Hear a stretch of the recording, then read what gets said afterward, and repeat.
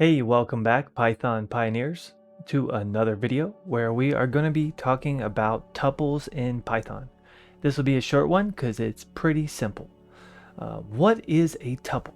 Well, first of all, let me write it out just so you can see what tuple even spelled like, because it kind of sounds like a crazy word to me. What is a tuple? Uh, Basically, it's a list that you cannot change in any way. So, if you have the need for a list that the items in your list won't change throughout the course of your program, the number of items or the values of those items, then you can use a tuple. So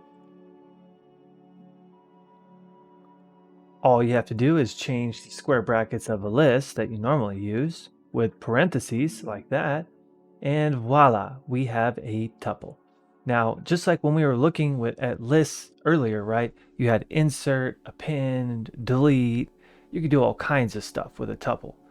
You can't, or sorry, with a list. Don't want to confuse you. You could do all kinds of things with a list, and that's what we spent the last 3 videos talking about. With a tuple, you cannot do that. Why would you want to do that though? Because wouldn't you want to reserve some of that flexibility that you have in lists to add new items or change the items' values? Well, maybe not. Maybe you're coding a program and this list of items that you're creating, you want them to make sure that they don't change. If they change, maybe it changes how your program functions. So if you use a tuple, you can guarantee that the number of items and the values of those items won't change. So if I try to do anything, like, I can try to say, hey, my list is 0, because you can use it just like a list to access the items. And I try to say, no, let's make it equal to 200 now.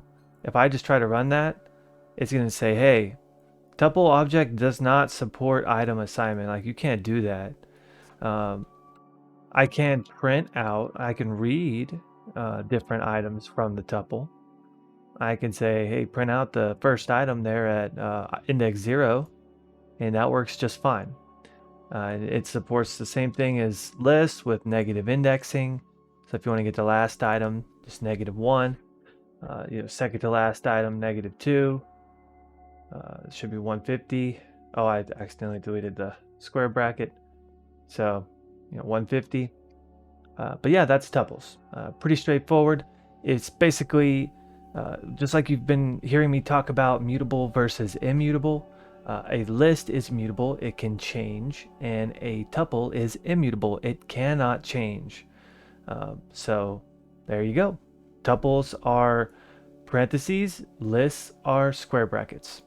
So if you ever have a need for a constant list that cannot change, go ahead and use that tuple.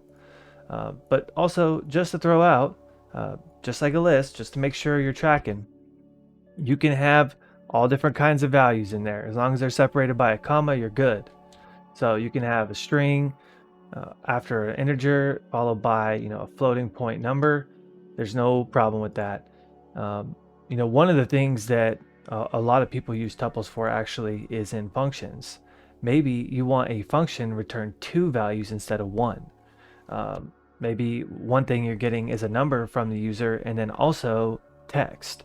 You could return with just by wrapping your values that you're going to return in parentheses like this and separating the values with a comma, some string that you're also returning. Now you are returning a tuple. And, wherever it was called, that function will return the tuple. Then later in the program you can do whatever you want with those values and take them out, store them in a variable, then you can change them. But it's a way that basically you can have a function return 2 values instead of 1. That's probably the most common thing I've seen tuples used for. But yeah, there you go. So now you know a little bit more about tuples, and I look forward to seeing you in the next video. Thanks.